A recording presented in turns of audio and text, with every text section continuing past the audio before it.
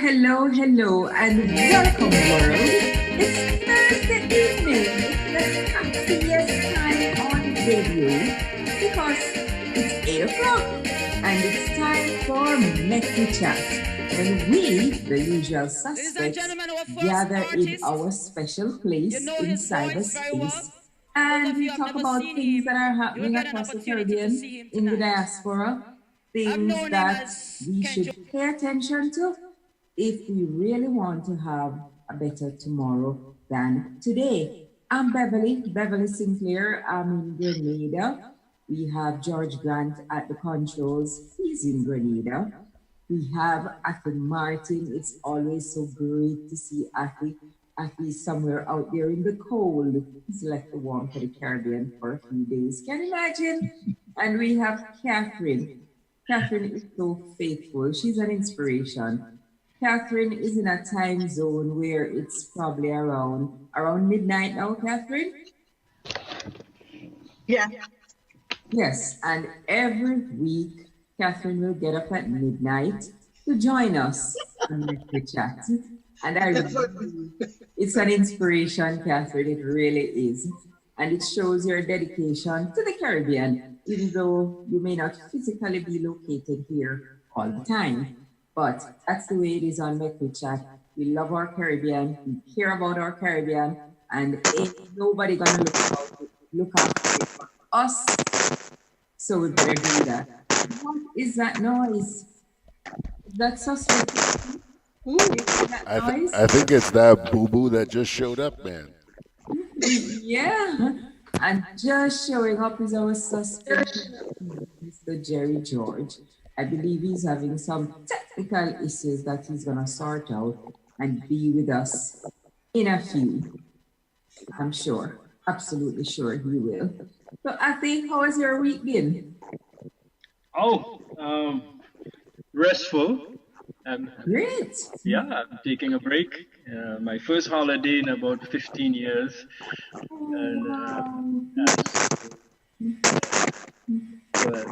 I'm applying a formula of about half a day per year for holiday. So I have 7 days. Oh, when you enjoy, you get some rest. It is something we should take a lot more serious than we do, you know. And yeah, that's absolutely true. And I'm discovering that I'm remembering my body. Actually, let me put it that way. I'm rediscovering my body. Yes. It's been good. I'm spending some time with family and friends overseas. Nice, Yeah. very nice. And we have a guest suspect this evening, you know, Mr. Ian Roberts. He's going to tell us a bit about himself. I won't attempt to say anything at all about Ian. Ian, you are in a room with the usual suspects.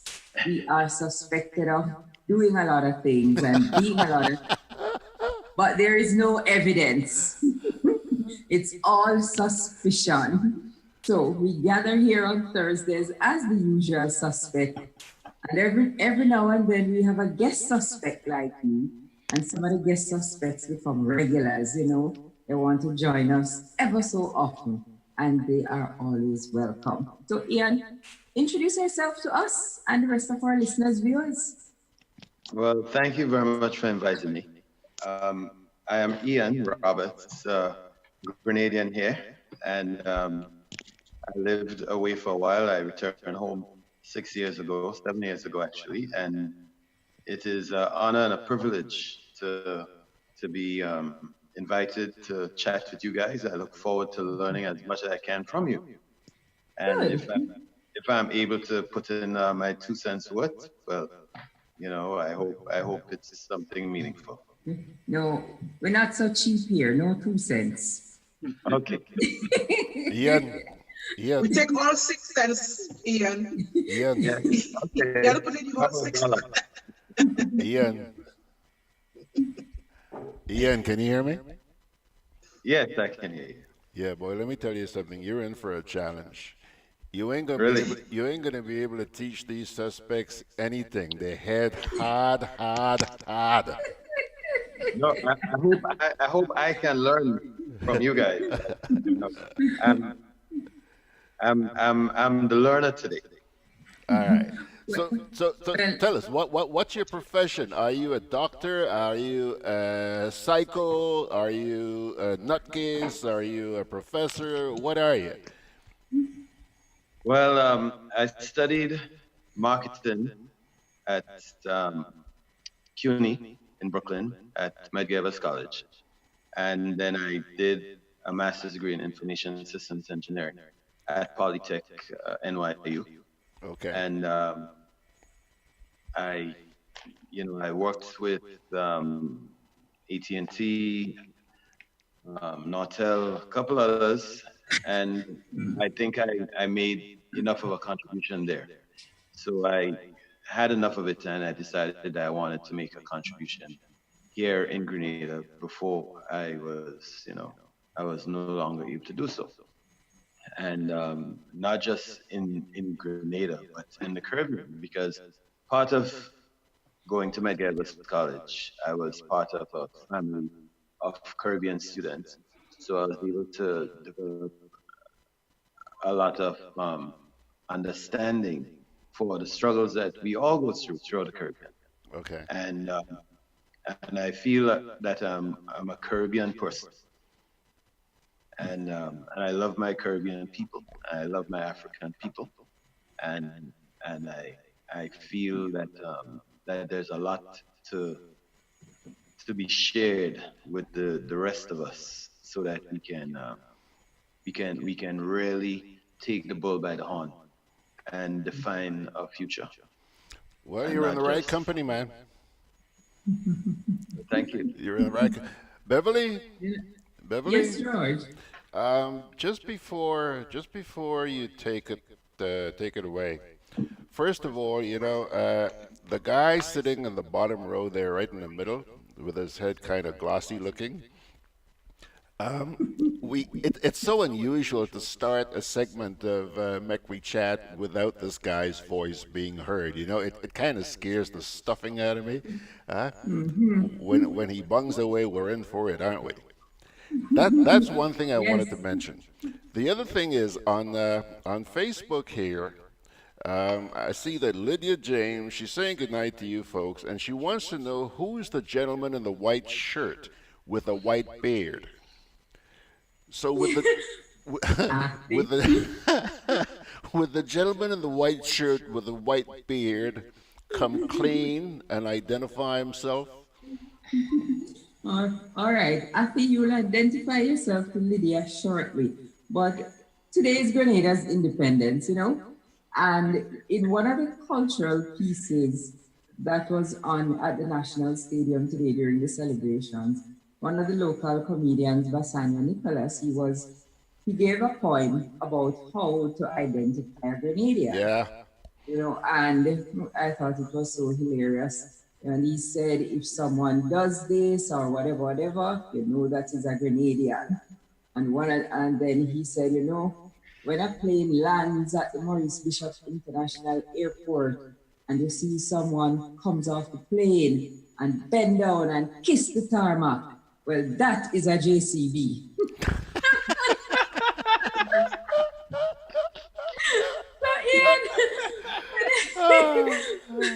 When you told me you had been away for a while, I just remembered that piece today and I had to smile.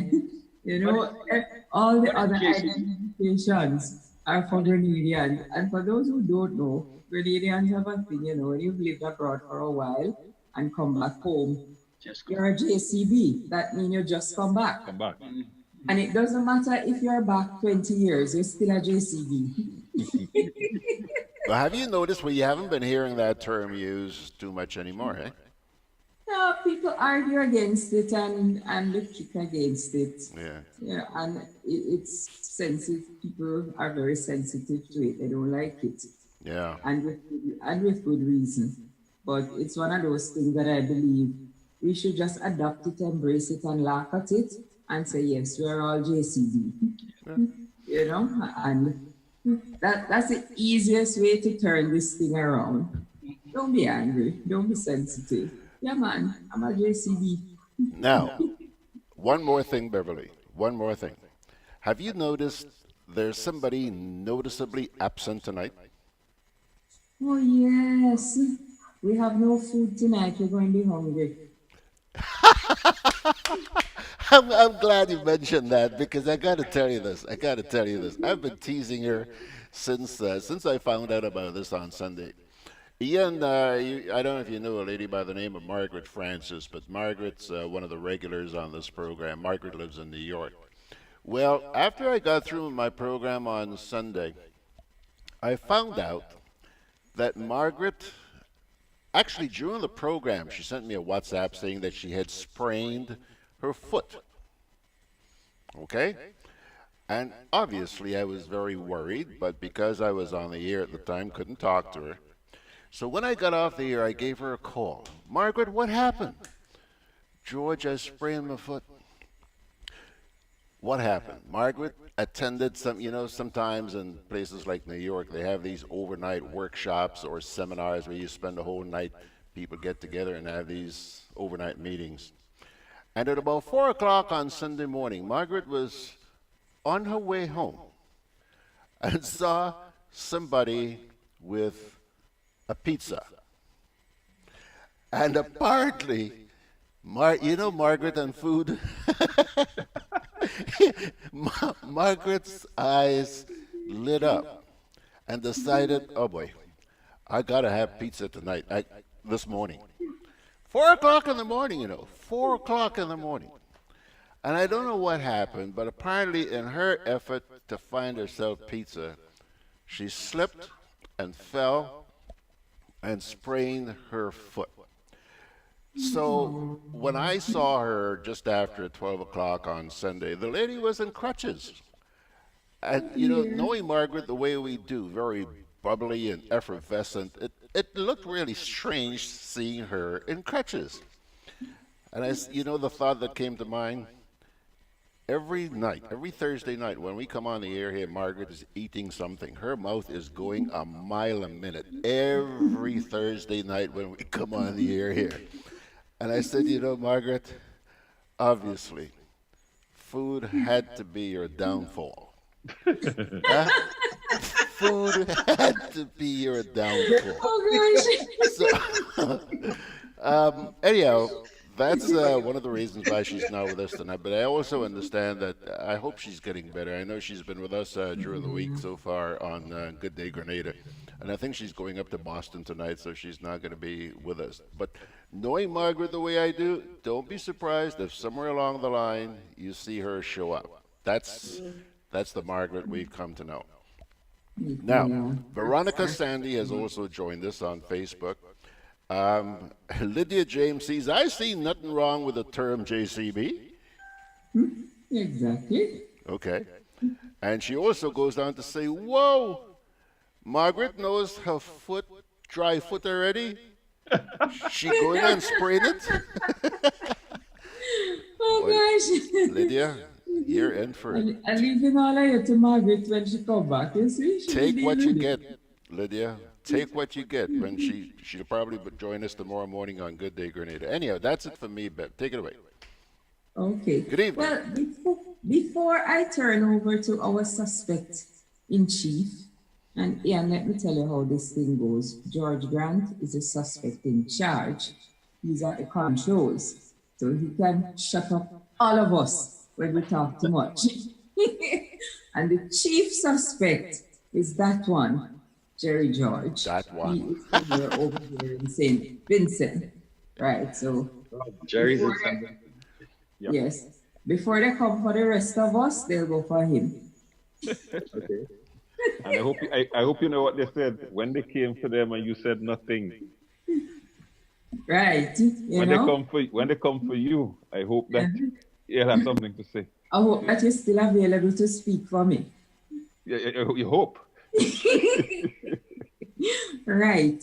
So before I turn over to you, Jerry, Lydia had asked for Afi to declare himself. You see, Afi, there is someone in the Caribbean diaspora who don't know you.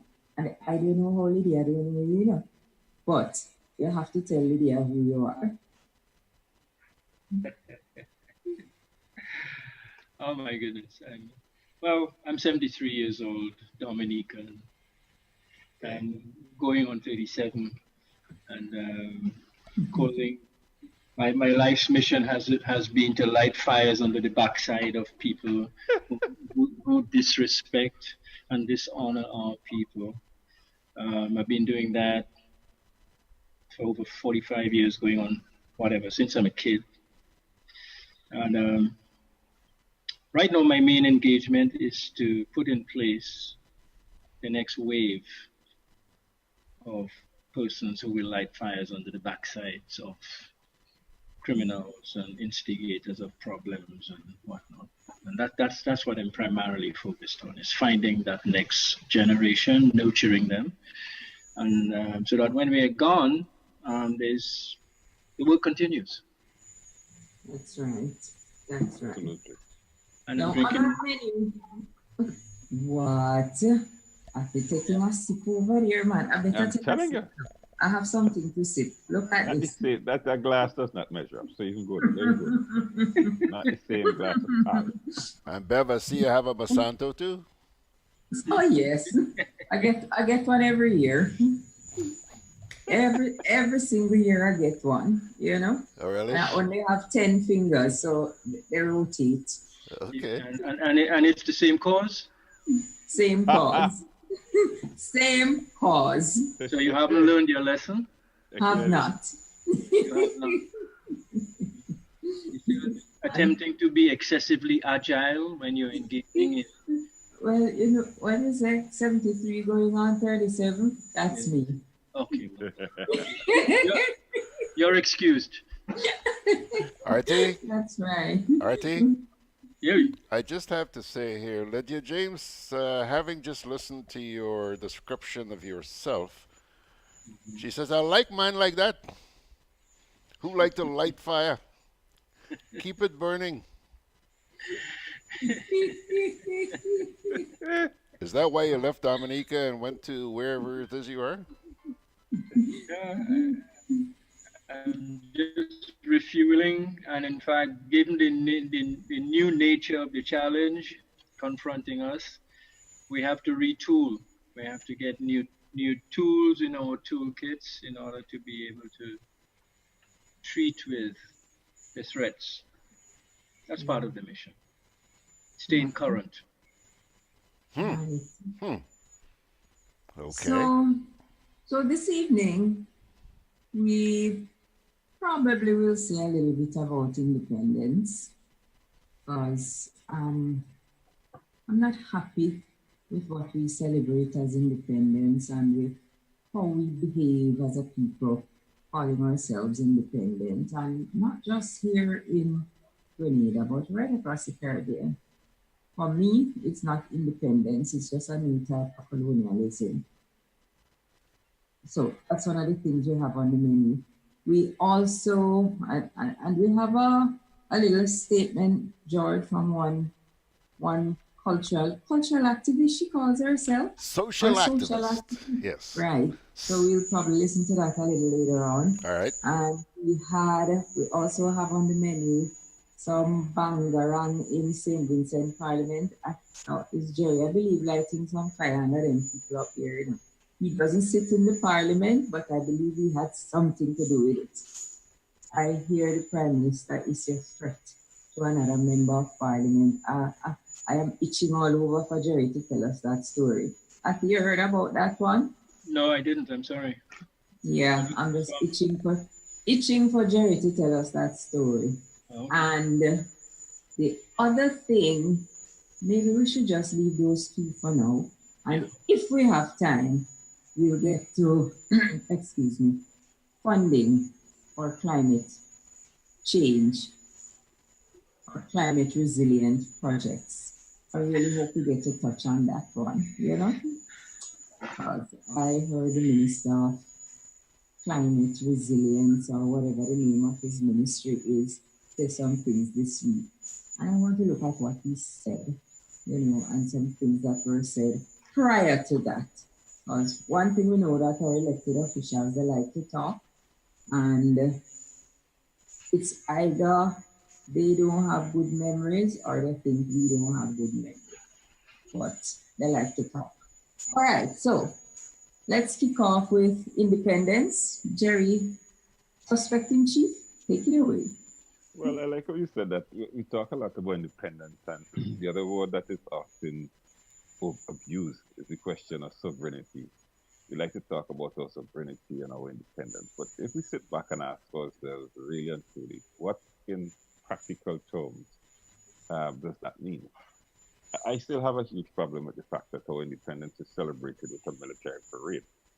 Never has that made sense to me for a long time, and I don't think it ever will make sense to me as long as we continue to do it, because I don't get it. I don't know why it is that we seem to think we are not. If we are called upon to defend ourselves militarily, we cannot defend ourselves militarily. We Okay, have to go so back in time. We have to, in Grenada, we have to go back for the PRA. no, we have to go back to the crown. Then again, no, Grenada broke ranks with all that, and the US came. That's Point what being, I tell you. right? Point being, Revolutionary Army.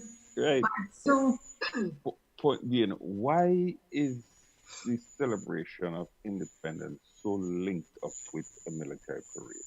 I really would like to find an answer for that, because to me, celebration of independence and the parade and all the rest of it, I'm not saying you might not have something of that nature, but for it to be made the central theme of it, we have villages, we have cultural performances, and all of that. Why isn't that what is made?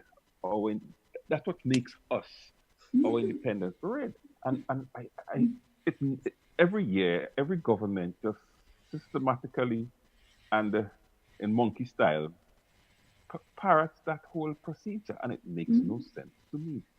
Why a military parade? and there is no explanation for it. So No, that is why. there is an explanation. There is? Okay, that help us. There is an explanation. You know, when you steal something from somebody, which you know you had no right to steal, you have to find a way to protect it for yourself. What was stolen from the Caribbean people with this masquerade independence that most of us have is a sense of self-respect, a sense of dignity, a sense of self-confidence, a sense of belief in ourselves as a people, a sense of being part of a region, as Ian was saying before, and even beyond that, being part of a global community of African-originated persons and so forth. That is what was stolen from us and replaced with a national anthem, a poem, a flag, and the military. The military is to send a signal to the rest of us who are the subjects of these newborn kings that, you know, if you don't stay in line, we have the capacity to keep you in line. And failing to understand that the whole idea of independence was not capturing government, but was releasing the energy of the people of the country. But they were afraid to release the energy of the people of the country, because a released energy means that actually, you know, the people are asserting their authority, asserting their right to be part of the governance of their country and so on. And that is not what our leaders had in mind.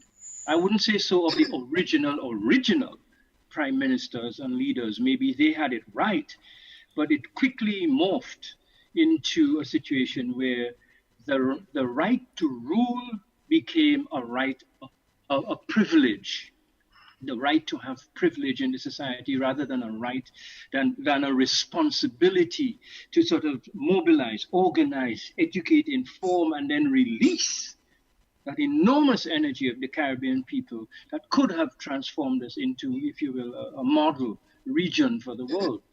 The exact opposite was done. And the military thing says, you either do what I say. It's like the old style teacher with the tamarind whip. You either do what I say or you get licks. And the conversion of our police force into a pseudo military force, dressing them up, if you will, in things that used to be used at Carnival for costume bands. You remember the costume bands long ago when people were trying to imitate military, they wore camouflage? Well, nowadays, the people who are wearing the camouflage are actually, they're police officers trying to pretend to be soldiers. But interestingly, there's no rule in our public service order or in our constitutions for an army. And so there's no room legally for those people to be wearing camouflage and to be looking like soldiers and to be carrying weapons of war. Mm-hmm. Their job is to keep peace, to protect property, to protect life, not to protect those who have stolen privilege from us. That is why they have to parade every year that pseudo-military force in front of people. But the power of the people are greater than, in all the time, greater than the people in power. And more the Caribbean people are going to have to remember that. And or else they're going to end up in a Venezuela situation. Artie, so there's really... May I ask you a question, Artie? This thing about the military parade, is that one of the vestiges of colonialism? Excuse me, say again?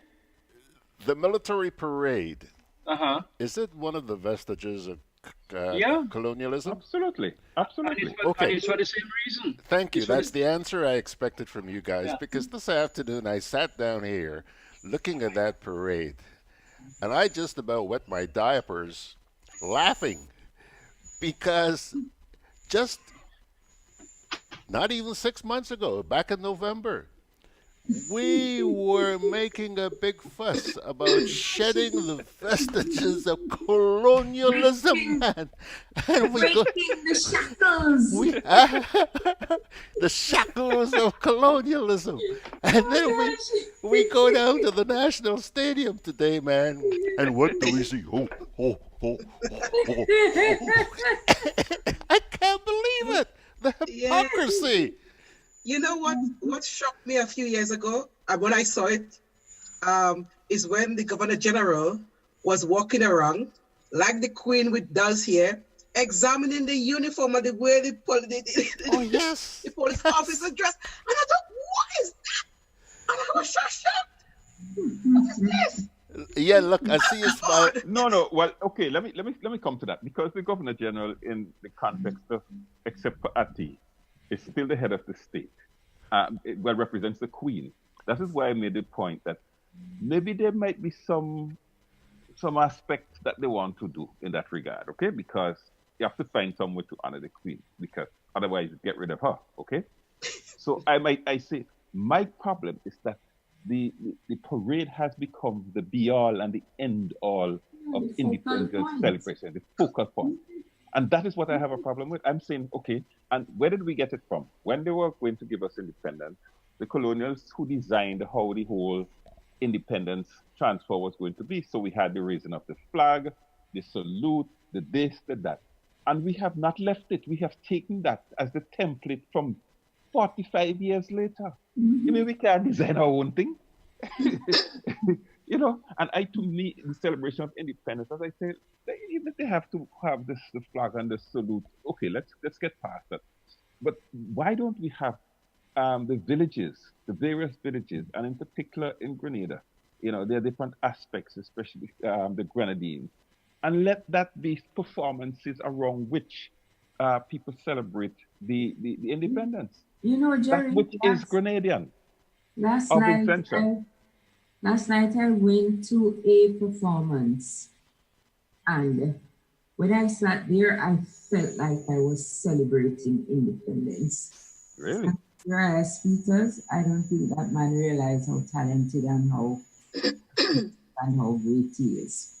Mm-hmm. I went to this, and it was a play, it was a musical performance, singing, dancing, and drumming. And it brought the Grenadian village onto the stage.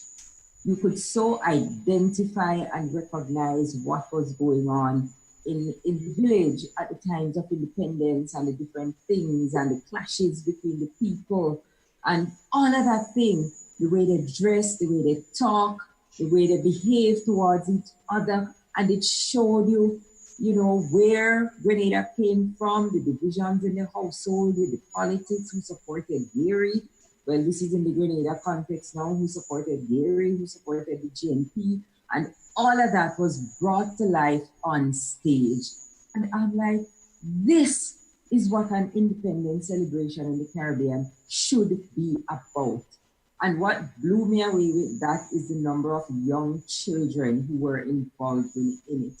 I was That's so good. encouraged. That's good. Yes, That's good. I was so encouraged to see the young children doing the drumming. I mean, those drums just mesmerize you. And I say, this is the Caribbean. This is who we are as a people.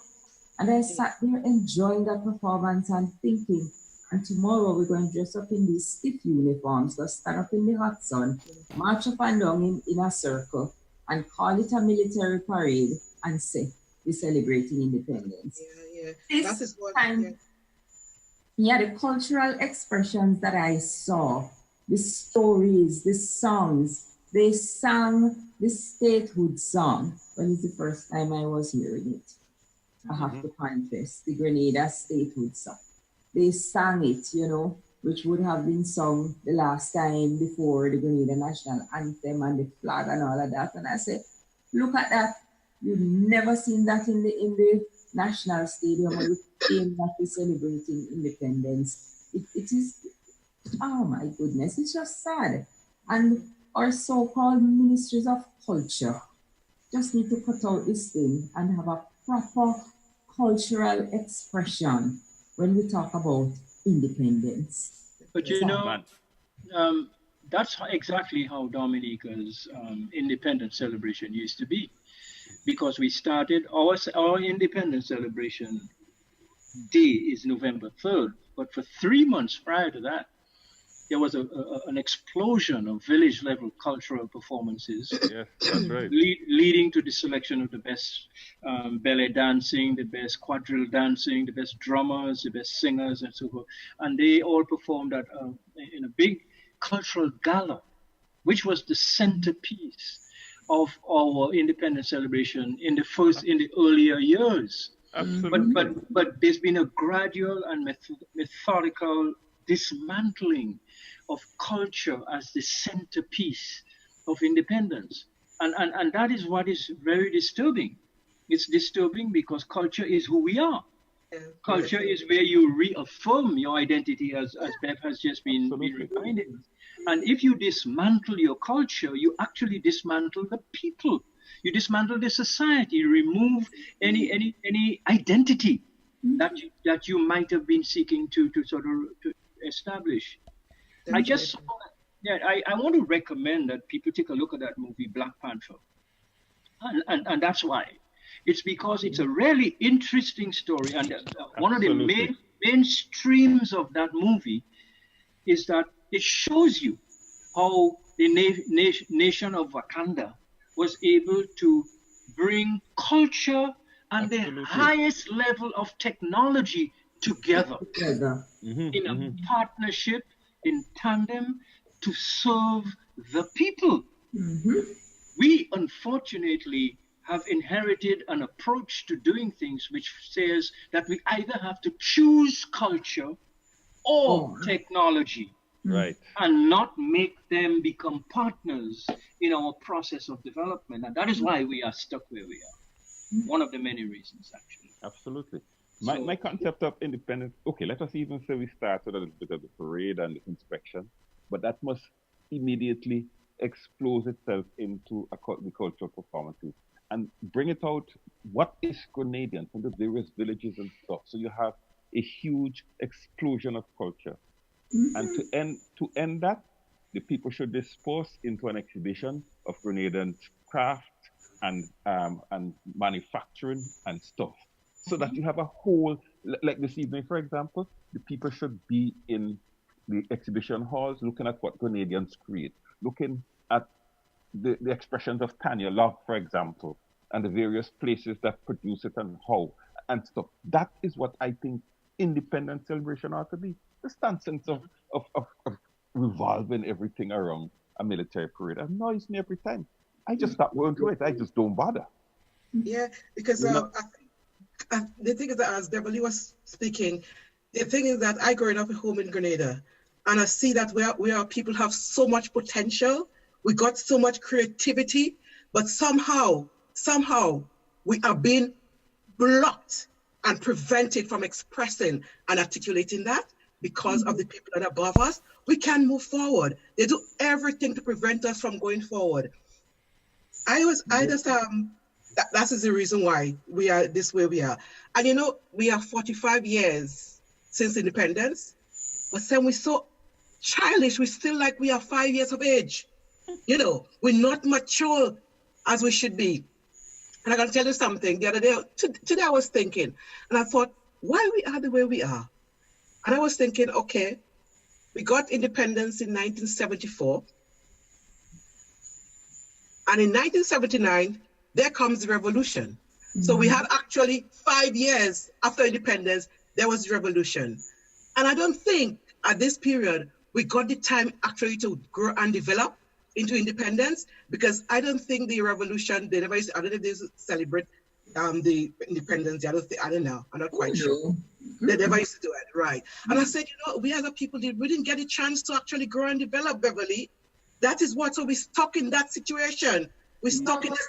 No, I don't think so. Mentally, I think. Sorry, Ian, you can jump in anytime, we're very informal. I wanted to add that if we go back, at least in U.S. history, in 1865, when Abraham Lincoln signed the Declaration of Independence, accompanying that was the promise of 40 acres and a mule. This was a form of reparations. And if you're a colonialist power, okay, that has dominated for 246 years, okay, how could you say you're granting independence without reparations? Because the form of independence, okay, is a de facto emancipation. And you cannot realistically say that you're emancipating people and you just kick them out and say, well, you're your own country now, so figure it out, okay? Independence is not about a colonial celebration. It's supposed to be a breaking of a shackle from colonialism. So the mere fact that we're still attached to this form of puppetry, parading in uniforms to please the queen, shows that we are not even mentally emancipated. And it is a form of cognitive dissonance when you can have people claiming that you're independent, but you're still preventing them from having their cultural expressions, because if you were to allow them to have their cultural expressions, they would become closer and closer to understanding who they really are and where they came from. But Ian, if you don't know where you came from, you don't know where you're going. Ian, who to blame at this stage? Ian, who to blame? The deaf now is not the colonial master. But let me also make some point that you jump through. You're saying that they kicked us out. When you listen to the narrative from our side, the people who brought us independence are claiming that they got us independence, that they fought for independence for us. You understand? So you talk about dissonance, that's it, right there. So on the one hand, any of us who's smart enough knows that Britain came to the point where we came over liability. But all politicians at that stage felt that they were the ones who won independence, and they will argue that with you. Well, if we look at the history in Africa in the 70s and 60s with Labamba and these guys that actually fought for independence, these men fought and died and bled and died and were murdered and assassinated and killed. And look at Angola. Look at these places that fought for independence. This is what fighting for independence is. What we call fighting for independence here is not fighting for independence. It's an academic thing. Yeah. Because what was interesting at that time that most of us got independence, that it was the lawyer class of the people who had been trained in the same UK, who came back now understanding that and became the ones who said that they fought for our independence. Mhm. But yet, the constitution that we have was given to us. And practically none of these countries have done anything with fashioning that constitution to suit us. You understand what I'm saying? Every now and again, you have this approach of a tinkering at the edges of the constitution. But the constitution, by and large, is not us. The Westminster system, for example, hold on, babe. The Westminster system, for example, cannot help us. And we're proving it. Grenada is a fine example. Grenada is a fine example of that. It can't help us.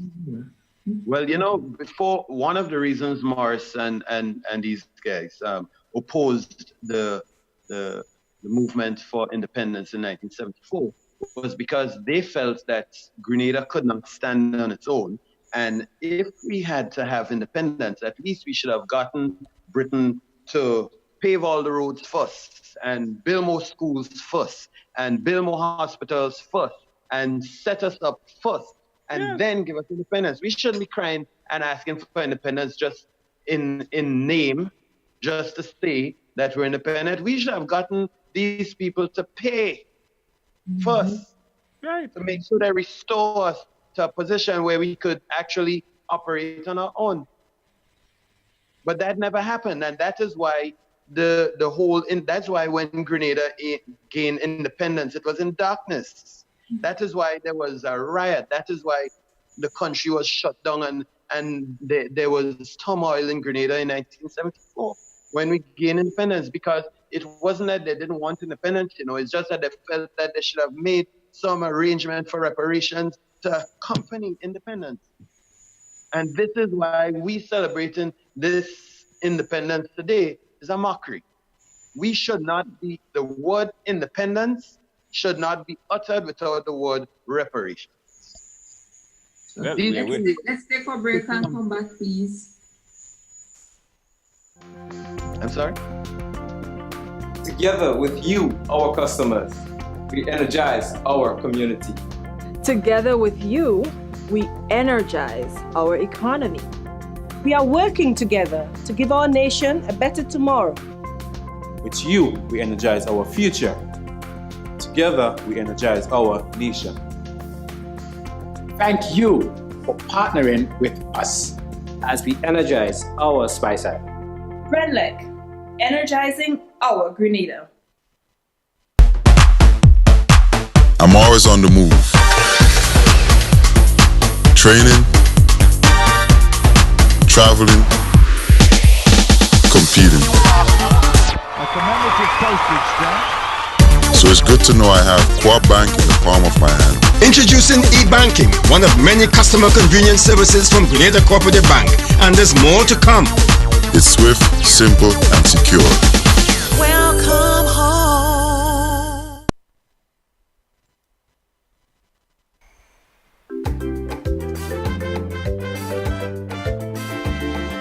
Grenadian General Insurance Company, strength and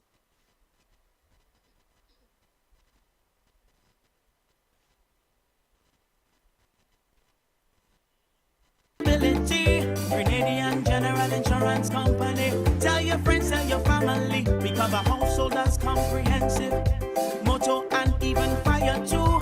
Contractors all risk burglary. Public liability. Professional indemnity. Directors liability. And wait, we still have more. Come and find out more what you're waiting for. Grenadian General. We are located on Scott Street, St. George's. For more information, call 440-2434. Tell everybody.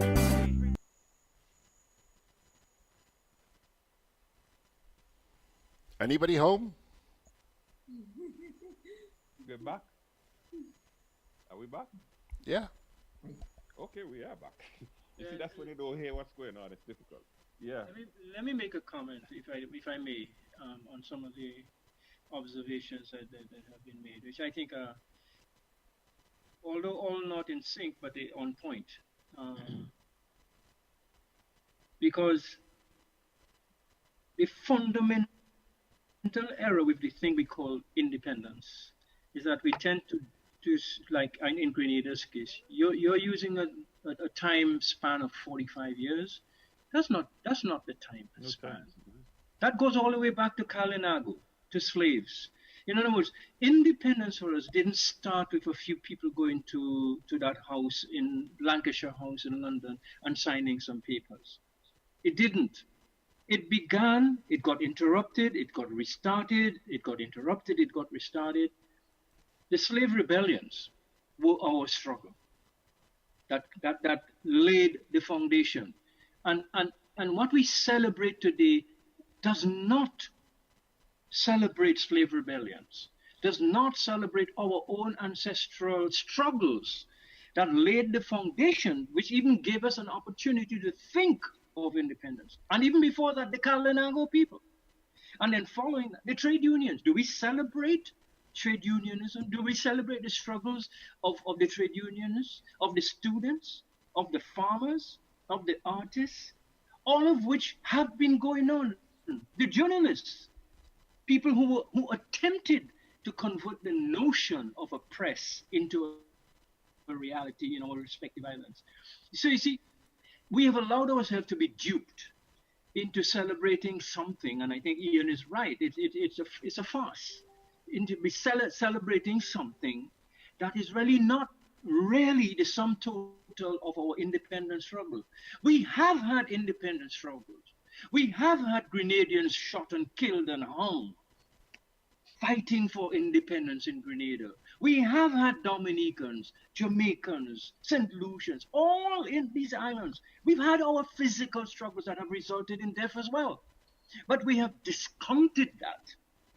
We don't remind ourselves, we don't teach it in our schools, we don't say to our children, you have a long and glorious history of struggle. So what we say to them is, you have 45 years of independence. What is that? It's a piece of paper. It's nothing.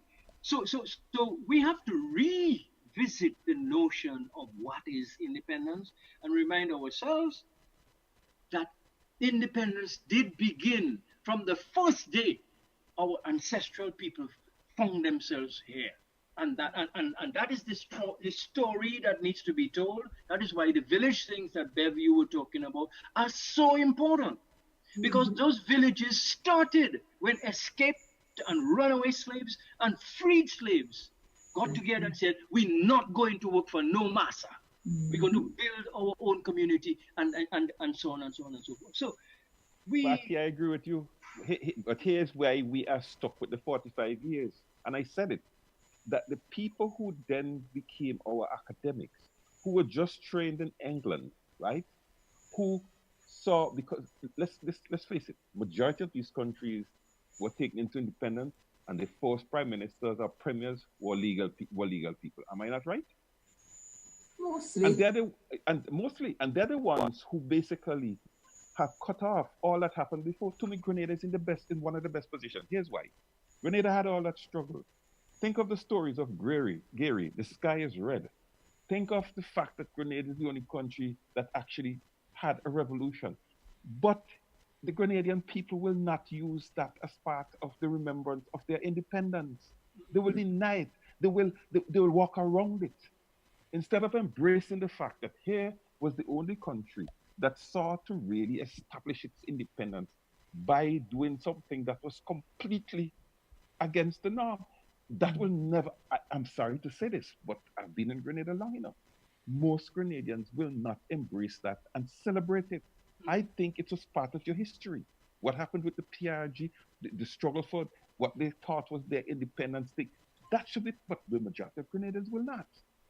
That's why we accept this whole notion of the military parade and all the rest of it, because it helps us to ignore all the other stuff that brought us here. It's the psychological brainwashing of not embracing who we are. Because look at it, in Grenada, we don't want to celebrate, we don't want to embrace the jab, but we very much embrace Halloween. You know, jab, exactly. Mass. But we love Halloween, you know. And Halloween is growing in its prominence. Yes. Oh yes. But jab and Ligaroo and all of those things, we can't talk about them, you know. But simply because We do not want to embrace what is ours and love what is ours and, proudly represent ourselves. That's a part of our, Dr. Story is a part of our culture. So why should we throw out the jab and celebrate the Halloween? Beverly, speaking about culture, I see a note here from Anthony DeRiggs in New York. He's saying, you guys were talking about culture a few minutes ago. He says here, regarding culture, old people had a saying, we don't know if we're going or coming. You ever heard that, Bev? Yeah. Oh, yes. Oh, yes. And then he goes on to say, culture for many is wine to music.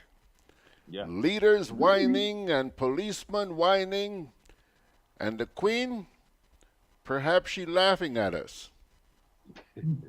Well, this is what Dr. Joy Ledoux refers to when she talks about the concept of cognitive dissonance. You must make people forget.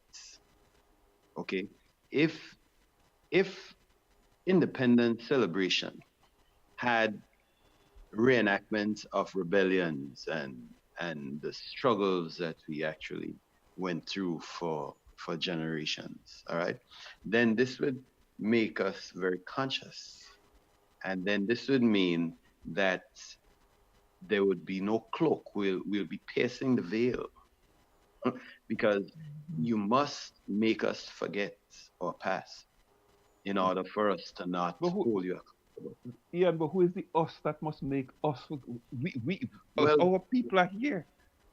Yeah, the people in charge of our country are us. So yes, who are we blaming for this? Well, no, you're absolutely correct. Okay, and I'll give you an example. Okay, there was this circus elephant that they were looking at that was very stressed out in the circus, and they were explaining that it is stressed out because it's in a new environment. They captured it in the jungle and so forth, and when they captured it, they separated it from its family, so it got stressed out, and the elephant was held in isolation, and then they brought it over on this boat, which took a long time, which further stressed it out. And then they brought the elephant to this zoo where it was locked in a small cage, and people would pass and look at it and everything. Then they took it and brought it to the circus where they tied it to a fence. And each time it would pull, it would hurt and bleed. So the elephant had to learn not to pull. And eventually they tied the elephant to a little stake that it could surely pull, but it wouldn't.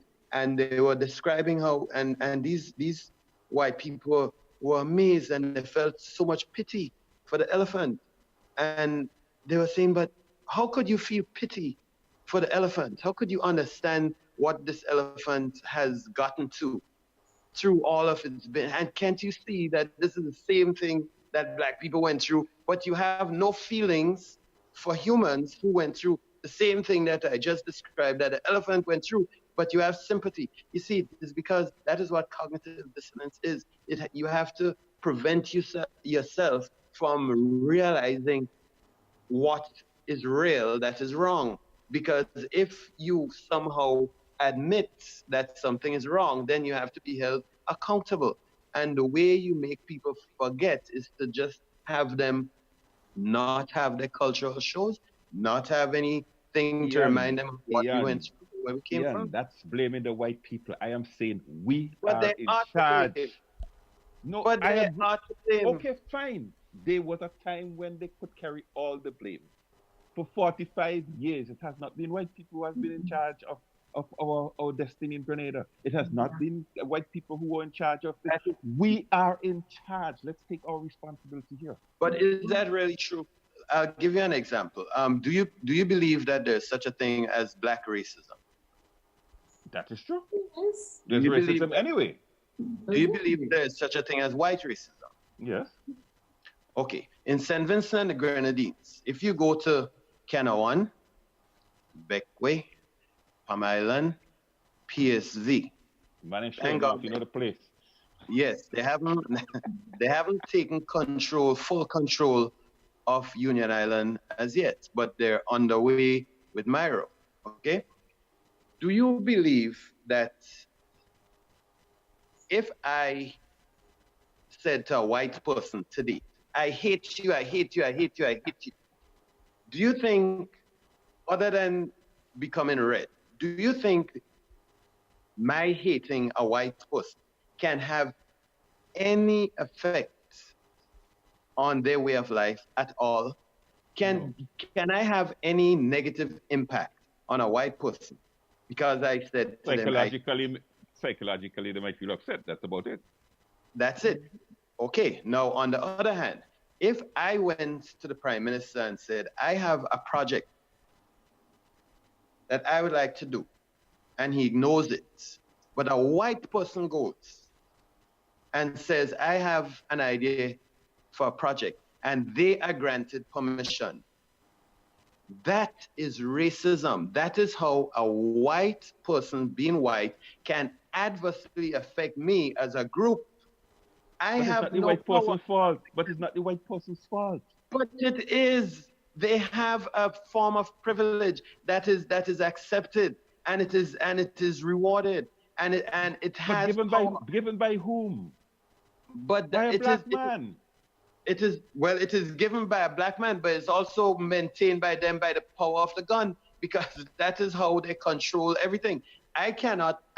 Listen, if I ever threaten a white person, they're showing up with a gun for me. So this system is in place to protect someone, and it's not me. So we have to acknowledge that these realities exist. The realities exist in other countries. In the Caribbean, remember,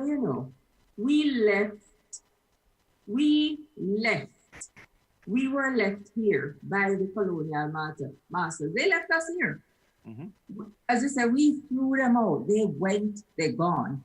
So we were here responsible for the direction in which we would take ourselves. And where we are is where we choose to take ourselves. So I can't agree that in the Caribbean context, it's the white people who are responsible for setting up the system. That's my point. We are the one system that we live in. Let me give you, I use this simple example every time, I was in a store. I went in there to get some business done. And the customer service rep was dealing with me. And a white man came into the store. And some other customer service rep feel like the white man shouldn't wait. So she come, pushing away the guy who is dealing with me to take over his computer to deal with the white man. Well, I ain't taking that. No, sir. And I created a stink in the store until the white man started to apologize. And I turned to him and I say, sir, this is not your fault. No, not your problem.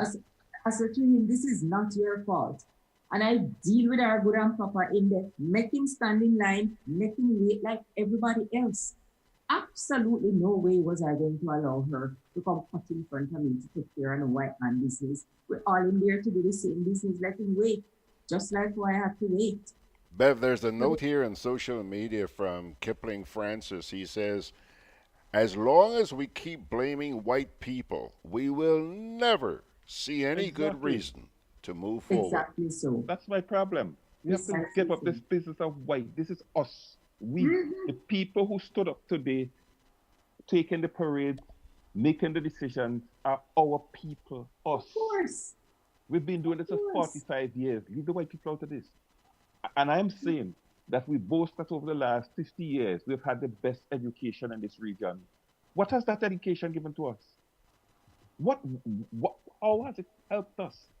In fact, when it comes to the question of our history, when we look at what has happened with our education system and the history, they've done all kinds of shenanigans with our history. All right? People want today to rewrite history to suit them. Right? They want to rewrite history to suit the period now in which we are living, so it reflects what they did. And that is half of our problem. No, well, if you look at the situation in South Africa right now, where they're having where Julius Malema is saying, look, we have to take back the land. All right.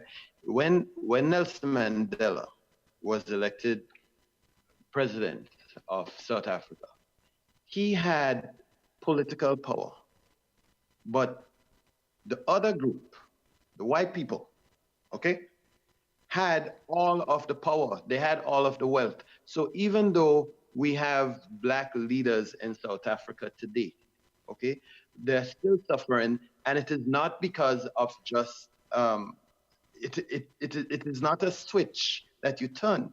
Okay, you cannot have. But South Africa is not the liberation Caribbean. with, And that is That's why I not- spoke about it in the No, it's not the Caribbean. Let's stay home. context. No, but That's- even if you stick with the South African example, I think, you see, this is not an either-or situation. This is yet another classic way in which we are divided. We divide ourselves. There are faults and causes and genuine causative factors on both sides. On the side of the original colonizers and Yeah. enslavers that actually used us as chattel and so forth. But there is also cause on our side. President Zuma did not do President Mandela proud Exactly. with the way in which he managed the economy, right? He could have done it differently. Our leaders in the Caribbean do not do us proud. Exactly. Do not do the trade union leaders proud. Do not do the slaves proud. By stealing money, which is in short supply, by building villas, by having all these massive $1 million accounts, while there is poverty and suffering among us. So yes, there is an initial set of causative factors which we must never forget, and that was my submission, that in marking our independence, we must never allow our people to forget how we came to be here. Amen. Correct. Never. But we must also take it forward. We must take it forward and say, okay, we are at a situation now where we have some degree of management control over our society. How should we use that authority? Certainly, and I can go through every single Caribbean island, English speaking, French speaking, and other speaking, and you can find that some of these leaders we have today not only learned their craft from the colonizers, but they're learning their craft from the gangsters of this world, from the criminals of the world, from the money launderers of this world. And they are using those tools against us. Yep. That is why we have poverty. After 40 years, no Caribbean person should be poor. True. After 40 years, we have water, we have land, we have each other, which is a thing we wipe out of our independence celebrations. Grenada's independence is meaningless outside of the context of the rest of the Caribbean. Dominica's independence, similarly, is meaningless unless celebrated as part of the context of building an independent Caribbean nation. So, but that has been taken off the table. When was the last time a heads of government meeting even raised the question of integration of the Caribbean, of collaboration, of synergy? They've taken it off the table because it is not in their interest. They now have created little fiefdoms, little kingdoms, and they now run those little kingdoms as theirs. It is not a white problem at that point. The white problem was there and still is, because white people still control, if you will, the banking system, the information system, the transportation system. But we know that, and we play games with them. We play footsie. We cannot even have a Caribbean airline today. Who are we going to blame for that? Exactly. Who are we going to blame for not having a Caribbean cargo shipping company that can move our agricultural and manufactured goods among? Should we today be still depending on tropical shipping and Benouve and those foreign white-owned companies to move goods from Grenada to Dominica? So that's not a white decision. That's a black Caribbean decision. But Jerry, the question. Jerry, just hold on a sec. I don't want to leave the listeners out. Anthony says, again on culture, quote, there is one measure by which a country's greatness is recognized and acknowledged. The final measure of the greatness of all peoples is the amount and standards of the literature and art they have produced. Absolutely. No people that have ever produced great literature and art have ever been looked upon by the world as distinctly inferior, unquote. And that quote came from James Weldon Johnson. He says we must highlight our history and culture as part of our independence celebrations. Let's make this current. 1.5 years ago, Dominica was visited by a Category 5 hurricane. One of the public buildings that was totally uncovered, roof removed, everything inside, and that today still remains uncovered, is the public library. Where I, as a child, a 7-year-old child, would go there and borrow books to read and learn to read and so forth. That public library, which is right across the street from a $24 million presidential palace built on a loan from China by our government, and they cannot recover the public library. So it seems to me, if we're going forward, let's go forward armed with the knowledge of our ancestral legacy, but focused on the challenge that we face, which is to realize it could be cognitive dissonance, yes, but you know what I call it? I simply call it sick minds, corrupt minds, greedy people. That we unfortunately haven't been able to filter out these factors from our governance systems. That is why all our institutions, we have people who are public servants who took an oath to serve the public, either PS or as a chief of this and a head of that, and they end up serving themselves. Or the politicians. I'm not blaming no European for that. They set a stage, but it was up to us to say, you see that part you give me to play in that play? Eh? You see that pan you give me to play in that steel band? You see that instrument you're going to play? That's not what I want to play. I am going to play a banjo. I'm going to play a drum. But we are not even making these fundamental decisions to invest our identity in our economy, so that the economies we end up building, like in South Africa, look exactly like an apartheid economy. That's our problem. And the rest of the world is not going to solve that for us. You mentioned transportation, and I want to use this as a great illustration of that fact. What is one of the biggest problems in transportation in the region? Open skies. Each Caribbean country over which you have to fly, you have to get permission to fly over that Caribbean country. You have to pay. And so any aircraft that is brought in, any airline that is brought in, has to get permission to fly over in the Caribbean. And everywhere else is open skies. But we hold our own people off, our own entrepreneurs off, and say, you know what, you ain't flying that plane over here unless I give you permission, 1, and 2, you ain't flying that plane over here until you pay me X. And we want to, and who to blame for that? A white man? That is our issues, when you have our insularity. When you have all these islands so close together, and you want to tell an airline operator that he has to pay, every 20 minutes that the plane moves, you have to pay some different money. That makes no business sense. And we talk about having a 200-mile economic zone, which cannot make sense in the Caribbean. Can't. But that is one of the reasons why our aviation industry is where it's at. There is not an open skies agreement. But Jerry is not, I go back to my original view. It's not an either-or situation. The two I agree. have to go together.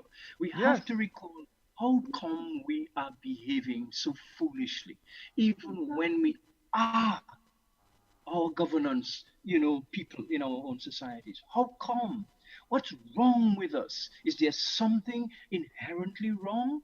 Or is there something in our method? Is it our strategy? Is it our process? You know, that deep thinking that used to characterize the Caribbean of the 60s and the 50s and the 70s and the 80s, where people debated these kinds of issues, seriously debated, and sought, solutions. That has gone. People only debate now who have the bigger bank account, how you can get a bigger bank account, how you can get through customs without paying duty, and that's corrupt. So our culture of community, which is what we were trying to say should be celebrated with independence, has been filtered out, has been contaminated, has been visited by a virus that it has been undressed, has been unmasked, whatever you want to call it. And we are no longer us. We are no longer us. Are we Caribbean? That's What right. does it mean today to be Caribbean? What does it mean today? The slaves knew, Kalinago knew, Uriah, Buzz Butler, and them knew. But do we know? No. Anyway, That's the answer. we should possibly take another break now, and then we'll come back to talk about the Bacchanal in St. Vincent Parliament, because it hinges on this thing we call independence. Hey, Beverly. Yes, George. Before you go for a break, girl, guess what now? Take a look at Facebook now. See who they. All right. Let me look on Facebook on my phone. Margaret there? I told you. Huh? She can be a good girl sometimes. She cannot stay away. Yeah, She cannot man. stay away. Hola, suspects. Hola, Margaret. Hola, Margaret. How's the broco? You mean the sore foot? The sore foot. Hold on, Jerry. I'm glad you mentioned sore foot. Let me see what Lydia referred to it as earlier on. Just let me scroll back here. Lydia said, "Whoa, Margaret know her foot dry rot. She gone and sprain it."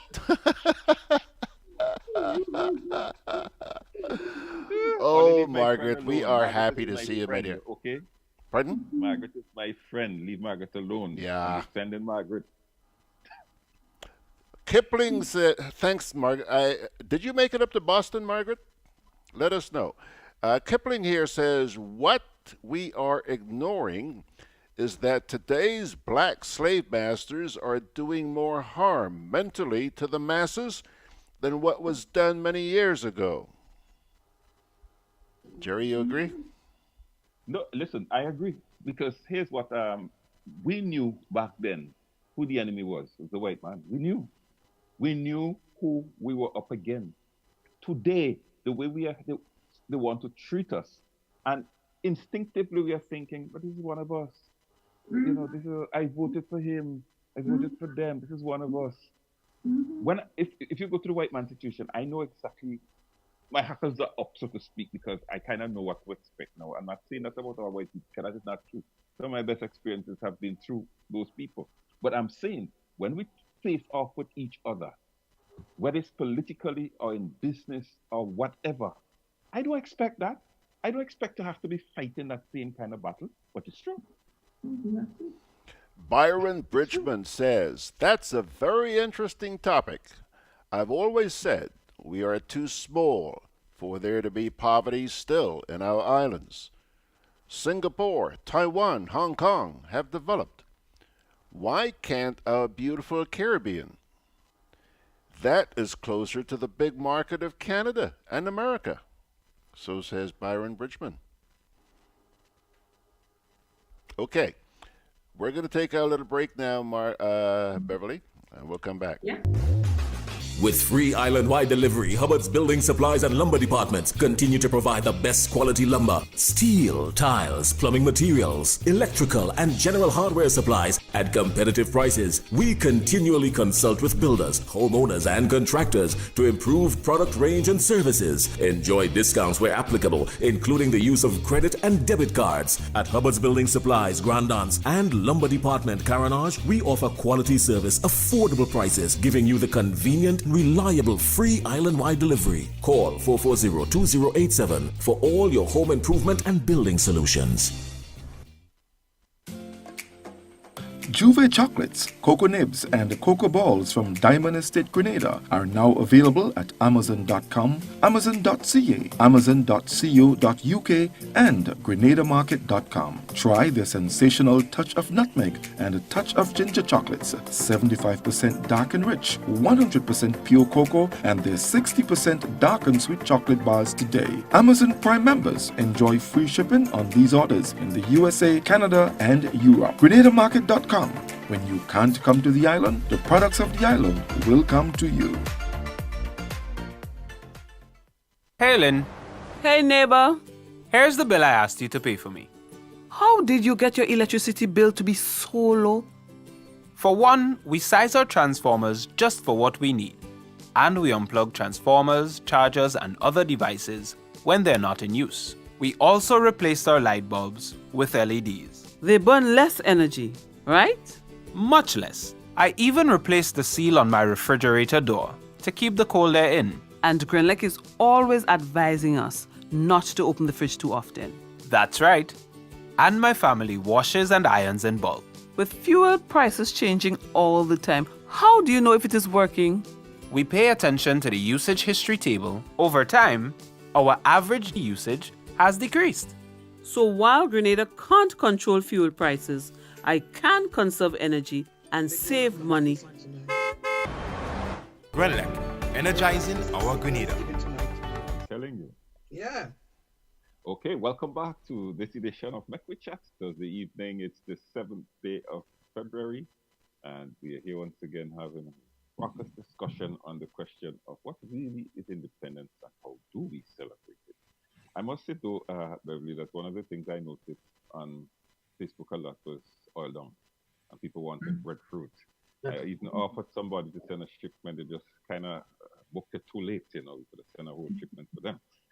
But at least they're looking at the food and stuff. But and Independence Day is a great time to come around to those kinds of things: the foods we eat, the songs we sing, the customs and traditions. This is the time to do it. This is the time to do it. And not just to do it as something in passing, but to embrace it and hold on to it. Right. Although breadfruit is seasonal, oil is something that you cannot get as a matter of course. You can't go to a restaurant and buy bread and buy oil down. Even in the places where you would ordinarily go and buy lunch, like on a daily basis, you don't see, these people don't cook oil down. Once in a while, I think the marketing board, MNIB, does an oil down. They used to do it regularly. I don't know if they still do. But you can't typically walk into a lunch shop and get oil down. You don't cook it. Cocoa tea in Grenada is another of those things that should not be some kind of special. It should be part of part. And all of the I said cocoa tea. Do not. Kind of tea. I said cocoa tea. Do not change what I said. I went a little bit deaf there. So I know. Yeah. I don't think they do they do cocoa tea, the natural chocolate in the restaurant. No. They Ovaltine and Milo they use it. Coffee, Ovaltine and Milo. The refined one, what the people refine for us. Yeah, so we don't want to go back to talk about how we have lost ourselves since independence, because we want to hear about what Jerry Prime Minister threatening people about. Come if you want. Yes, no. as we speak, folks, the debate on the budget is on its way, and I shall never fail to take the opportunity to say that this is one of those countries where the budget should have been held to start the year in January. But for the last 7 years, the budget has been delayed and is starting many times the second month of the month. So in essence, you're going to have a 10-month budget. And some people explain it to say, well, it's constitutional. That's another story. Anyway, as usual, the budget, I find, rather than be a discussion and a debate as to how the country is going to raise revenues, how it's going to cut expenses, and things of that nature, has become nothing but an area for ruckus, for grandstanding, for throwing words, and so on and so forth. It so happened yesterday that a new senator, in fact, it's going to be her fourth budget, she apparently revealed some situation where a minister she claims to have the documentation to have bought lands for himself, lands that were supposed to be given, that were cut up to be sold to the people. Now, she claims that this is a matter that they're going to continue to process. After she spoke, the Prime Minister, shouting across the hall, said, "You should have never touched Minister so-and-so. You'll see what I will do to you." Oh. Yeah. So immediately she recognized it as a threat and screamed at the speaker. And I don't think the speaker got involved directly into that. I don't know if he did or did not hear this. But this is the kind of nonsense that our parliaments, Grenada in a sense, have had two sessions, two periods now when really and truly they don't have that back and forth, because what happens in the Grenadian parliament is kind of really a one-sided affair. But again, it comes back to how we use the institutions and the instruments that we have, that we ought to be using in a completely different way. You know, the senator who's a lawyer, has said that she is going to continue to prosecute this matter. And from what she said, she has information so damaging that she called upon the minister, of whom she spoke, to resign immediately. I had opportunity to speak with someone else this afternoon who said, "Jerry, this thing is serious." You know? But again, it is rather than the discussion in our parliament be about how we're going to, as I say, how we're going to ensure that the lives of the people are bettered, that most of our countries are in deficit, in the area of deficit.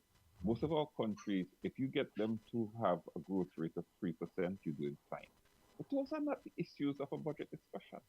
No. In fact, there was, just before we came on here, and I put a note of it, the court ruled in a case against the Public Service Commission. The Prime Minister, just before I came on, was saying, no, this matter went up to the appeal court. The first judge before whom the matter went, a question of three teachers who they resigned their job as part of a bargaining agreement, which the Prime Minister himself said, with the teachers' union, which the Prime Minister himself said signed as a witness. All right? When they ran, they lost. And when they reapplied for their jobs, the Prime Minister said no. He says that whole agreement was aspirational. No, they took the matter to court. The first judge who dealt with the matter says that there was absolutely no way that this matter was a matter that could progress through the court. So they threw it out. They appealed it, and the appeal judge in the opening statement said it is unremarkable that the state is using the Constitution to shield itself from its responsibility to the citizens. Unremarkable. The Constitution was being used as a weapon. All right? But I just give you some background. The Prime Minister, just a while ago, as I said just before we came on, was repeating that the first judge was correct in his assessment. The Prime Minister is a member of the court. And this is the level of contempt that I find out there. I'm putting this to you. If an ordinary citizen had made those kind of comments about the ruling, people would be jumping down their throat for content. But the Prime Minister does it all the time. And this is where we've come in these islands where people who we have put into office as our leaders feel that they are above even the institution. One of the opposition members had to caution the Prime Minister, Mr. President, he was speaking in a fashion against the Auditor General and the same PFU. Since, Mr. Prime Minister, these are two independent bodies. Why are you traducing them? Yeah. And that is why what we call independence and democracy don't work, because our institutions don't work. They have been taken over for political expediency, and they do not work because our prime ministers, as we said it earlier, our prime ministers control the fiefdoms, and it's their way, it's the only way. There is no respect for the law, no respect for the Constitution, no respect for the institutions that are supposed to keep us operating as civil societies. We have descended into a state of anarchy, and we're living in it. We're living in lawless states, institutionalized by those who are supposed to be the ones to respect these institutions. When a prime minister is going to sit in the House of Parliament, and first of all, you're not supposed to speak directly to anyone in the House. You speak to the Speaker. And you, as the Prime Minister, are going to sit in the House of Parliament and hurl threats across the floor. That is a total breakdown of the institution called Parliament. And when Parliament is gone, what happens? Exactly. What happens? But I point this out to you, Beverly, because this is nothing new. Because this happened within the first term, and it's interesting. And it happened over the Prime Minister's claim that the former Prime Minister, both Mitchell and Annan Eustace, and the Commissioner of Police had bought land at rates that were not market rates, and they got those rates because of who they were.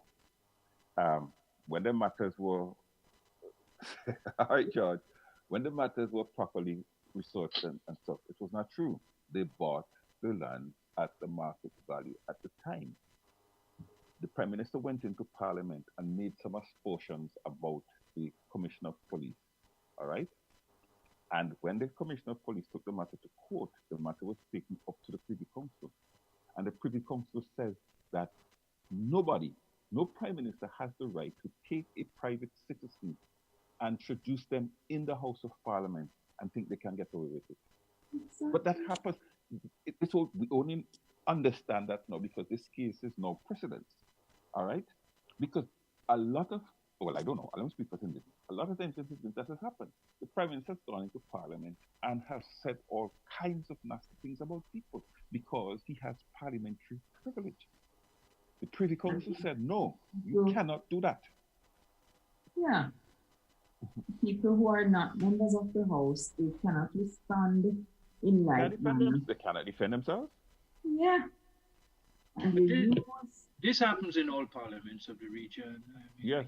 I can quote you several cases in very recent times and in not so recent times, where members of the government have actually, breached that parliamentary protocol of protecting the rights of citizens who are not in the parliament to be free from being assailed.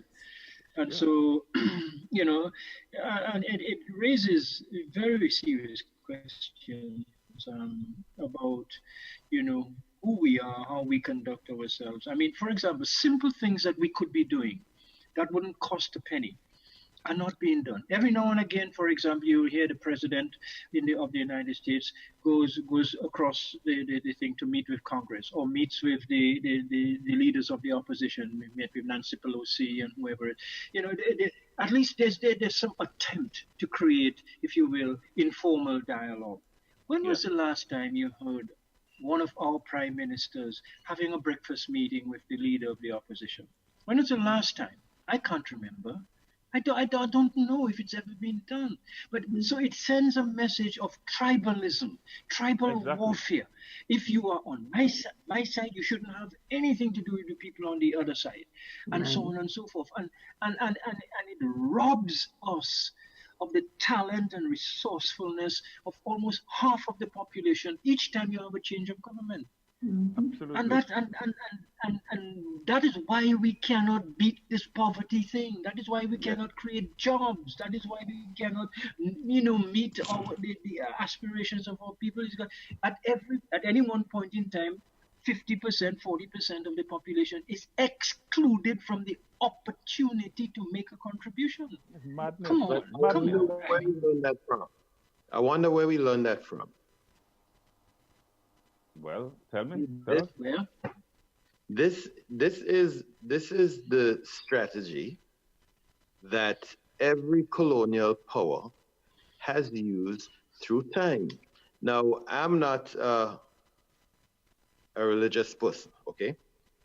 But I heard it said once that the devil don't bother the people that doing his thing. It's only when you try to do something good that he bother you. Now, likewise, in the Caribbean, if like we were talking about the airlines having to pay a tariff each time they fly over, all right? Meanwhile, American Airlines is being subsidized by every local government to allow them the privilege to come. So if we were to successfully replace the shipping companies with our own, which will never ever happen because they will never allow it, okay? If we ever had our own airlines that were able to compete to the point where American Airlines were irrelevant, it will never happen because they will never allow it, okay? And we, Caribbean people, are divided politically because that is the way the system is designed. Because the day that... I disagree. That is the system that was used to enslave us. But we fought that system. That's right. Never forget to tell your listeners that at every step of the way of colonization and enslavement, we fought it. We didn't just acquiesce and accept. We fought it. It is not the abolitionists sitting in London that got and brought an end to slavery. It's the fact that we, our ancestors, fought it and we defeated it on the ground. To say to us today in 2019 that we will never, that word, we must take that out of our vocabulary completely. Totally agree with that. Because we must, and we shall. Okay, let me illustrate that, Ati. When you look at the hotel that we have had in the region, we've had the Marriott, give me some names in the folks. Right? Hilton, all the big names, the Hilton. Ritz-Carlton. Who has come up against them in the region? Not Sandals. No, Sandals. Sandals Okay. has now produced a hotel of better class than those. So you can't say you have an entrepreneur who has determined that he is going to better the system. Nobody can stop you if you do that because we live in a free enterprise situation. Jerry, I would prefer to use the cricket analogy. If we had said we will never be able to beat England, we will never be able to beat Australia, we will never be able to beat South Africa, we would have been defeated. We would never have seen the age of Clive Lloyd and Richard. Absolutely. But you had people, and that is the spirit that I am asking us to identify, search for, and rekindle. The spirit of a Vivian Richards, who, when he heard that white guy say something, obnoxious about him and the West Indies team, he made a decision to go out there with his bat and teach them a lesson. So and also by doing that, to teach us a lesson. that it is possible for an enslaved people to rise up and rise above the dominance and the destruction of mind. And that because is long what before we those need. colonizers were reading and writing, we were reading and writing. But do we teach our children that?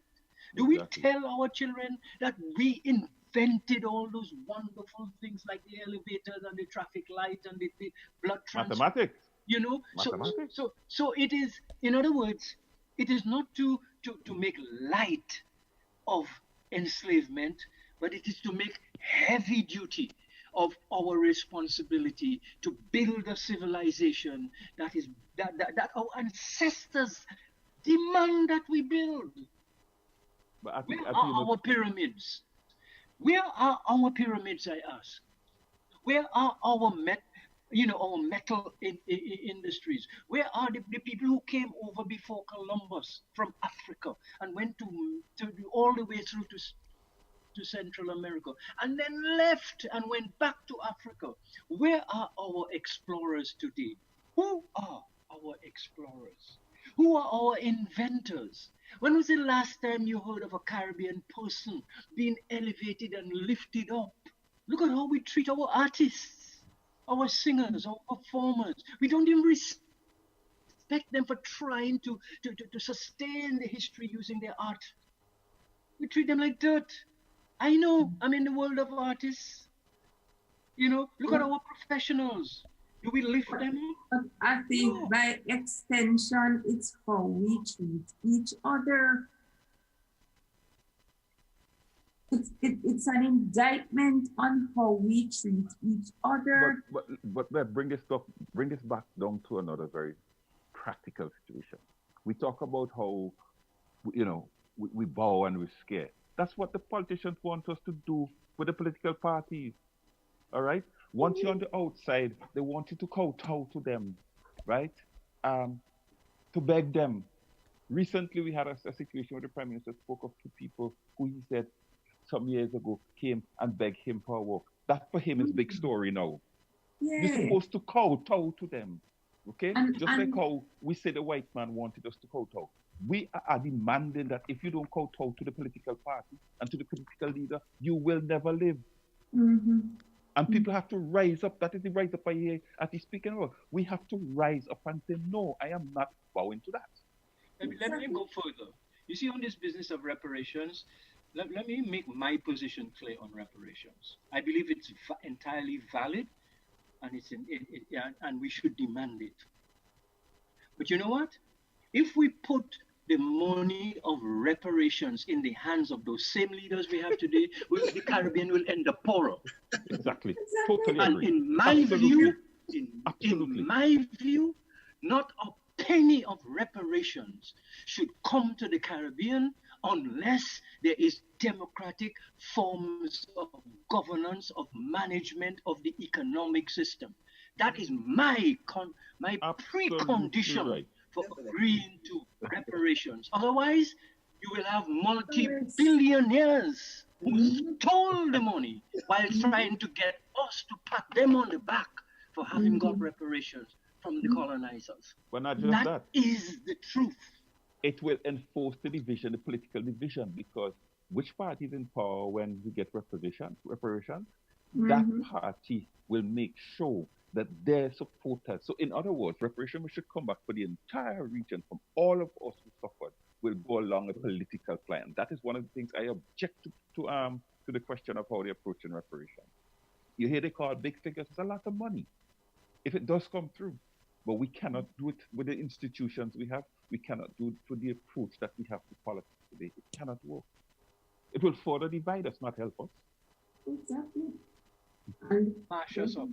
Let me tell you, mash us up. You see, you know how many billions of foreign aid and investment have come in Caribbean in the last 40 years? You know how many billions of dollars? Where is it? Where is it? Where is it? And look at who became the millionaires. Look at who became the millionaires in the process. Look at this condition of farmers and farming. Look at the conditions of rural and urban youth dwellers. Look at the conditions of our manufacturing societies and manufacturing sectors. I mean, our officials, you name it. These guys have demonstrated beyond any shadow of a doubt that they are a bunch of looters. They loot the treasuries, they loot the monies, they loot the resources of the state for themselves and their partners. And if you're not agreeing to bend down and kiss their backsides, they're going to starve you, they're going to cause your companies to fail, your businesses to fail, they're going to kill you, just like the colonizer did. That is these are the people who learn their lessons from the colonizers, not the ordinary Caribbean man and woman. Are you crazy? Listen to me. Chronic non-communicable diseases running rampant, dengue fever coming back in the Caribbean, and you talking about patting yourself on the back for how many decades of development, how many hundreds of millions of dollars you raised? Come on! The Caribbean people don't yet understand this. Don't yet we need to demand more. We need to want more and demand more and better for ourselves. We need to stop thinking that this is what we deserve. Let me illustrate that again. Look at Petrocaribe. Say what you like about Petrocaribe and whatever reason Chavez had in his mind to put it. It was intended to give us better control over our energy resources. Now that Venezuela has found itself in problem, Trinidad has used petrochem. Mark my word, the price of petrol and energy products in this region is going to go up. We had hundreds of millions of dollars to fix this problem. Right? We have hundreds of millions. Listen to me. If the oil price goes back to $75 or $100, then we will understand what is going to happen in this region now. Yep. Because we have no more support for it. Okay? I'm telling you, it would if we had used 25% of the Petrocaribe largesse, all our islands could have reduced their dependence on fossil fuel because we could have invested in not just the equipment but the factories to assemble and to manufacture photovoltaics, wind turbines, hydro turbines. We could have done that in the last 20 years of Petrocaribe. We could have done that. We had the money. But guess what? These guys stole. I can speak for Dominica. They stole over $100 million of Petrocaribe retained earnings. To the point where they were publicly saying in Parliament, "Oh, don't worry about that because there's no debt. Venezuela does not expect us to repay it, etc., etc." And then guess what? The Venezuelan foreign minister was at the United Nations General Assembly right after Hurricane Maria, and he said, "Our contribution to Dominica's recovery effort is to forgive them the debt of Petrocaribe of $100 million. Understand, they were telling people here, lying to people, saying it's not a debt, but it was a debt, and it was forgiven on the world stage, and up to now there's been no account given of what happened to that 268 million EC dollars, and one minister has always been in charge of Petrocaribe. There you go. And he has. All right, guys.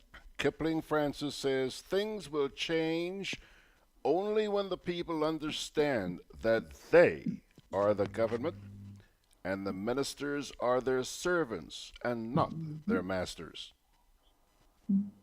Yeah. That's it. We, the people, are the ones who need to wake up. You see? Our elected officials will only get away with what we allow them to get away with. The moment we stop thinking that this is what we deserve and start to demand better, things will change. Things will change. Our foreparents looked at the specter of this huge colonial power and determined they were not going to lie down to them. Exactly so. They were going to rise up and say no. Precisely so. And I like Sky is Red and things like those, because those are some simple. Sky is red, right? Well, you Canadian explain that to the people who don't know that. But I'm just using that. Red is labor. No, no. Sky is red is it was Gary's way of telling the people about the plantation. Come on, the sky is red. Yeah. And so in an effort to rise up against the colonialists, today people are telling you, when you stand up in these islands, people are telling you, boy, you're afraid, you're afraid for your work, or they want the daughter son to get a scholarship, so lie down and die. No, sir, ain't going to happen. But Not you this see, God. what bothers me most about this is the hypocrisy of Yeah. our leadership, the hypocrisy of what used to be our academia and intellectuals, our professionals, our churches, our trade union leaders. That's what bothers me, because they all know that we are headed down the wrong road with the current brand of leaders that we have, but yet they all bend low That's to the get problem what right there. they want personally. At the expense of the nation. And that is the tragedy that Julius Malema is trying to deal with in South Africa. Yeah. Because that was not what the ANC struggle was about. That was not what President Mandela's life and death was all about. It was about doing things differently. It was not about how similar you can be in dress or in behavior or in whatnot to the colonizer. What about your long, illustrious history of struggle and inventiveness and science and math and literature and culture that is still yours? Come on, And so, but I think there are people who are trying to blame Mandela to say, oh, what Mandela should have done when his thing is that he should have gone and take back the lands and all that. There's no solution in that. Zimbabwe has proven that to us. That kind of approach will not fix the problem. You have to build your institutions. You have to build your own institutions. You have to build them in a way that reflect your culture, your behavior, your future, your fortunes. You have to build your values. And you have to build them in a way where you have safeguards. So nobody can run away with your central bank or your national bank or your trade union or your Ministry of Health. You have to, but guys, we had this perspective on independence, from our social activists, and we didn't use it, and it's over 12 minutes long, and we're coming to the end of the show. So if we use it still, we are going to keep you all for some extra time tonight. It's holiday in Grenada, right? Yes, but suspecting charge has to give the leeway. Yes. But Ian made an important point earlier about our ourselves and if we don't stand up. I think you used the example of some other country and stuff like that. I really feel that I don't know how much time is left for us to do it in, but we must do. We must find a way to make the word Caribbean have meaning again. To make the word even West Indian. Because West Indian is kind of like the cultural component of our identity. Caribbean is the more political, historical, legacy-laden part of our identity. And that has to be what the next generation of our people focus on doing. Otherwise, we'll end up being, a country, a region with no country. Artie, we should take that on. We should take that on some other time, Artie. But we really want to squeeze this thing in here tonight. Okay. Well, let's shoot then. So we'll go till 10:15. Okay. Okay. All right. I hope we can hear it, George, because sometimes when you're playing stuff, we don't hear it. Well, it worked just fine this morning, so let's hope it works fine tonight. Okay. Okay. This lady is, well, she calls herself a social activist or sometimes, what, a silent protester. And, in light of the fact that we're celebrating independence here and everybody thinks that we really have independence per se, she thinks a little bit differently. And she raises some points why. Her name is Valerie Thompson, lives in Carriacou. Here goes Valerie. My fellow Grenadians, I again address you on this auspicious occasion of our 45th anniversary of independence. I must first inform you that I speak on my own behalf as an activist on issues of national importance, and I do not represent any group, political or otherwise. 45 years ago, 1974, Grenada gained its independence from Britain, and our Grenada flag was hoisted. Now, 45 years later. All right.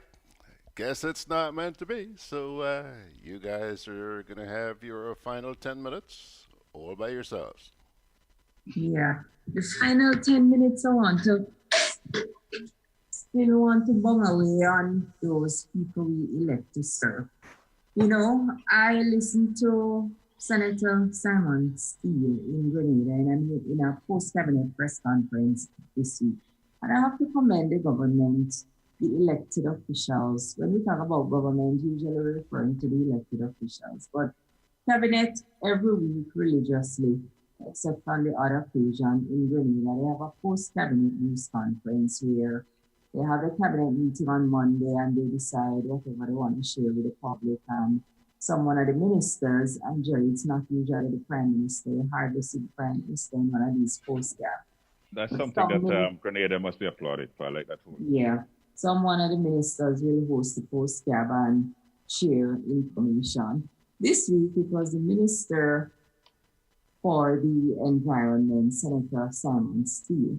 And he came on and he outlined some projects, some climate resilient projects, which he said, we don't have any money to fund, so we have to stay close to the agencies that can provide funding for these projects.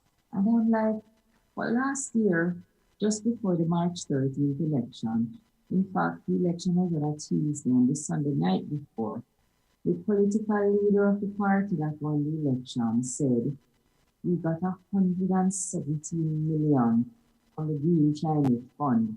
Grenada was the chair at the time. Plus another 18 million it was from the German government to do climate resilient projects.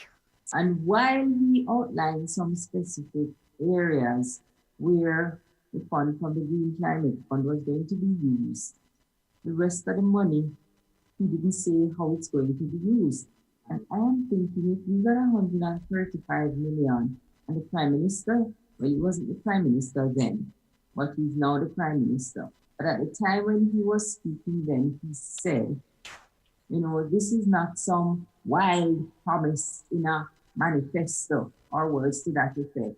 This is a solid thing that has been signed and sealed, so the money is there for Grenada to get. So where is the money?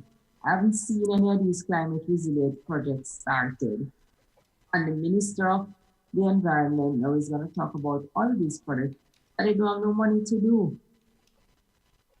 And I'm just tired of these people trying to take us for idiots. Because even if you're going to say, okay, these are not the projects which were approved for that money. The money was already approved. It's going a year now since the election. If the money was approved before the election, why haven't we begun to see implementation of any of those projects? Don't tell me that another 5 years is going to pass, and then when it comes up to the next election, you're going to see a flurry of activity to say, now we're ready to implement all of these climate resilient projects, all the money that we got since before the last election. I don't know about all you, but I'm tired of this. Really, really tired of it. But Bev, let me just bring something alongside that. During the election, there's all this talk about the oil finds and how much money and how it's going to change. Mhm. And that is why we needed to make sure who right, who Yes, was in George, government money. That is to manage exactly your what money. I mean, we George just have to stop end up it. with We have the to stop it. money. So, and we as citizens need to stop taking this stupid on people who are elected to serve us. Why are you going to plan another set of projects for which you have no money when we have $117 million and projects outlined that we should be implementing since the money was there, and since you have to know who to trust with your money, and you elect the people who you can trust with your money, but you still have not begun to implement the projects, and then you're talking about all of these projects now that you have no money to do. Give me a break, man. This sounds like an extraordinary deception, because it's interesting you mentioned the 80 million principally of money coming from Germany. Mm-hmm. I'm aware of that fund. That $80 million is a regional fund. Mm-hmm. And it is subject to competitive submission of projects. The first set of projects, the concept note for these projects would have had to be submitted by December 15th. 100 projects were submitted from the Caribbean, which are currently under consideration. If those projects that are approved in terms of concept notes, then they are entered into the second stage of the process, which begins next month and ends somewhere in June, where you then submit and have considered full projects. It sounds to me like the minister has visited a major deception on the people of Grenada. Because that is the only fund I'm aware of that the German government has, in fact, is currently contributing to. The other fund, the Global Climate Fund, or the Green Fund, variously known, also was a competitive fund, meaning that you had to, and it was open to not just the state sector, the public sector, but the private commercial sector and the non-government not-for-profit sector had equal access to those funds. But just as in Dominica, they maneuvered to keep the private sector and the NGO sector away from the money. And guess what? Because there was little or no capability in the public sector to submit and to win those funds over, not a penny of those funds came into Dominica. Exactly. So you are, in fact, running the risk based on narrow partisan, beat 'em up politics of denying Grenada the opportunity of getting substantial funding for resilient development projects. When in fact, the only approach that would work would be if there had been the public sector sitting alongside the private sector and the non-profit sector, and all three sectors working together to filter and distill out the projects of priorities and to bring their combined expertise to bear on preparing the documentation. These monies are not given free, Right, but you have to bid competitively for these projects. And it sounds like a fraud, a deception that has been perpetrated on the people of Grenada. Dr. Mitchell, before the election, he said this was not some wild promise in a manifesto. This is something which already been signed and sealed. He's right. It's not a wild promise in a manifesto. It's a wild promise in a pit toilet. Oh my God. Because his argument was that Grenada had already gotten the money. Had already gotten the money. 117.2 million from the Green Fund, plus another 8 million from the German government, plus there was another 54 million that was supposed to be shared between Grenada, Dominica, and Antigua. Okay. And Yeah. St. Lucia. No, he didn't mention St. Lucia. He said Grenada, Dominica, and Antigua. Yeah, So I you- think St. Lucia is included. Mm-hmm. So when I heard that, I was under the impression that that was granted directly to Grenada already. That's money in the bank there. Yeah. For Grenada. So That was the impression I got. The when I minister heard has that. 135 million, which he has not started spending, but he's outlining projects that he don't have money for.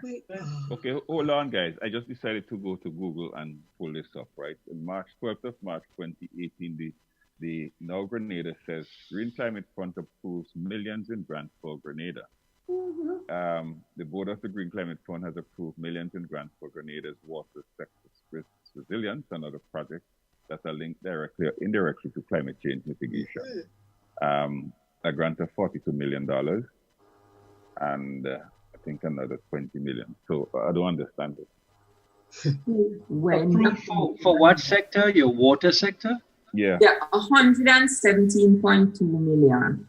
And he went on to break out the different water projects that it was going to be spent on. Mm-hmm. This is a year ago. The work hasn't begun on any of them yet. There's no money. There was never any money in the first place. Guys, it's my observation on this climate resilience thing is that climate resilience is not a project. Climate resilience is in your head. It's an attitude, it's a framework, it's an approach to things where you're going to do things in a substantially different way so that if and when you get that climate pushback, you will not be back to square one. It's a mindset.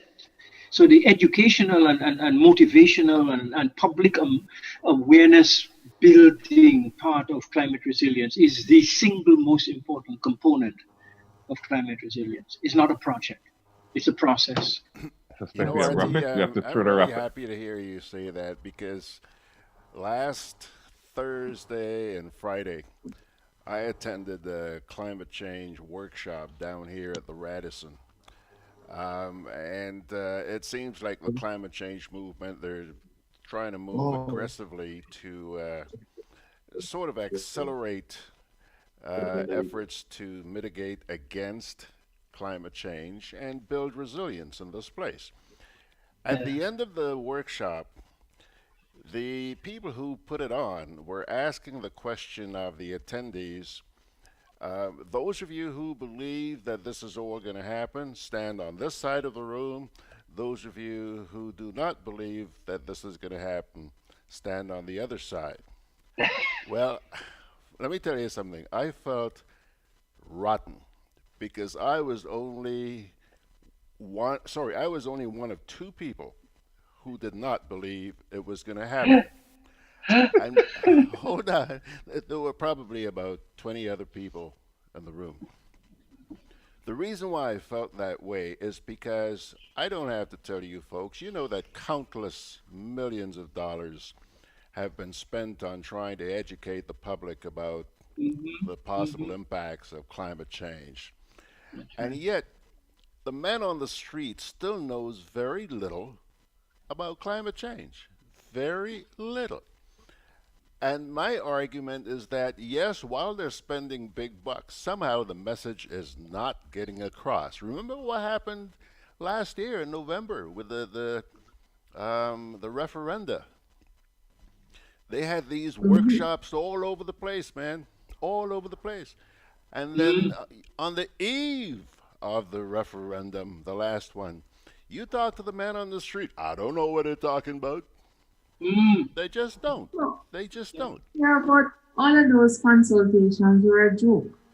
Yeah. Because they were set up as political meetings. Yes, they were. And, you know, to me, a consultation is where you go out there to try and garner information from your audience. These people, the public felt that these folks were coming there and talking down to them, telling them what should be, rather than asking them how they felt. Okay? Yeah.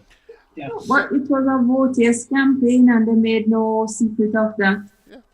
Yeah. We're not consulting with you. We're having a meeting to tell you to vote yes. Yeah. There was no consultation. So anyhow, I probably made a few enemies last weekend by standing out and saying that, hey, this thing ain't gonna work. But I can't lie. I can't lie. This is the way I felt, and this is based on what I'm picking up on the street. That's right. You are right, George. It isn't going to work because there is no money in the first place to do anything. Now you're telling me. No, it's not even. It's not even the money aspect. I think, George, because if you look at it, organizations and stuff get tremendous amount of money to educate. The question is, where is this money going to? And oftentimes what you would find is that the so-called consultants are the ones who walk away with the big money. And much of the methodologies that they're using today is old methodologies to try to teach people. Thank you. It cannot work. Definitely. It's not working. It's not working. Well, anyhow, for those of you who believe that everything's hunky-dory, I admire you. I salute you. You go right ahead. But time will tell. Time will tell. So are we going to 2:15 after? Is that what we're doing? Did you say 2:15? 10:15. 10:15. Are we you. going?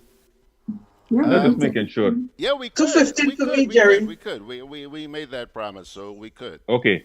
Well, let me just read something here, right? Because I'm still back at this article, and I'm kind of glancing through it. It's an All Grenada article.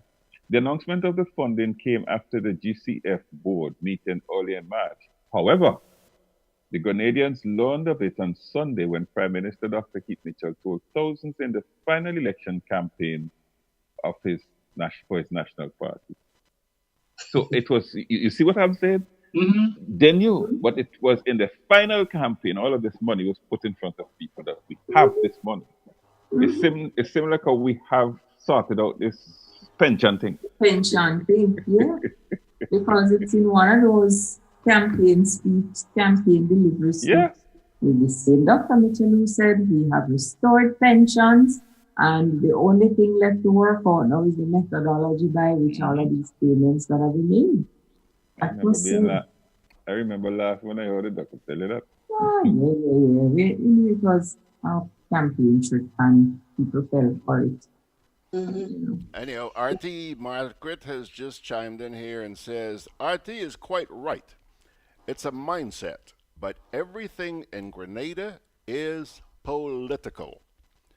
And Jerry, what is the point of education if there's no change in behavior afterwards? Oh, that's the point. Well, if the education is not geared to change in behavior, which is a problem a lot of health people have when they talk about things like health promotion, if it's not going to move towards behavior change, then it's just a gathering of information. That's all it is. Yeah. And that is what we do. We like to gather data and compile reports and put them on shelves. Nobody reads them. No, we like to take and say we had that session. So we tick a box that says we had that session. And the other thing you hear is that out of this, people would have known, they would have learned. Says who? Yeah. And it's like we talk about referendum the other day and these useless so-called consultations. They have this other set of consultations going on, George, about a National Sustainable Development Plan 2035. Yeah. I hear that started up again. Yeah. Well, I went to one of those about a week ago, and 6 of us went there together. And when we got there, half an hour or 35 minutes after it should have started, we grew the audience by 250%, because there were only 2 other people there when we got there, besides the president. and these things are just waste of time. So I got up in the session and said, and then they're talking about having genuine input into the plan. I said the intent, while the recommendations should be genuine, the intent of these meetings also need to be genuine. But we can't just be doing it because we get some money and we want to check a box and say we held this session. That's not a genuine intention. So it don't matter how much genuine suggestions you get. If the intent is not genuine, it don't make sense. All right, let me throw something out at all of you here. In all fairness, I like to be fair. Let me ask you this. Yes, consultations on various issues have been held and publicized, but then you have the sort of turnout that you're just talking about, Bev. 6 people in your group plus 2 others, okay? Bev, the people who didn't show up are going to be the most vocal afterwards, saying that they don't know what's going on. They had the opportunity, but they don't show up. Why? I want to find out why. Why is it that people refuse to attend these consultations? I'll tell you why. Number one, no interest is generated in these consultations. Exactly. That's the first. I mean, no prior interest. No prior interest. Right. No build-up. So you're going into a community to have a consultation on national sustainable development 2035. Nobody in the community know you're coming. Nobody in the community know what this plan is about. So those are the 2 primary things. There is no build-up of interest in the topic or in the consultation itself as an event. And there is no proper marketing and promotion of the event. Every time I go to one of these consultations, and I mean every time, it's a bunch of academics sitting down with some papers, talking to themselves, and expecting that what they're saying is supposed to make sense to the people who are not there. Bev, thank you very much. That's the exact point I made at that workshop last week. I said, look at you folks in the room here, all academics. Excellent information being distributed here. But when this workshop is over, you walk out of this room and that information remains right there. Joe Blow on the street knows diddly squat about what went on. But I think there's a much more serious underlying cause and implication of this low attendance. I think it is that, frankly, large segments of the population of our islands have lost confidence, lost faith, and have no trust at all in the structures and system of governance that we have, that they are going to deliver. True. They have no. So even if you had a massive public, promotion effort, you may get a few more people. But I guarantee you that the outcome would not be commensurate with the investment of the effort in public promotion, because people no longer believe that these governments are interested in ending poverty, ending vulnerability to natural disasters, and in building just and productive and profitable societies. Yes, people don't believe that anymore. So they're not going to waste their time to participate. Contrast that with promotions for a Destra Garcia show or a Marshall Montana show. And you know why they will go? Because they will know they will get the product will be delivered. The whining will be delivered. The lyrics will be there. The music will be there. The hype will be there. They will walk and the alcohol. Yeah, and they will walk away feeling that, I got my money's worth. But not so with the development type thing. And in fact, that is the way the boys in charge of these governments want it.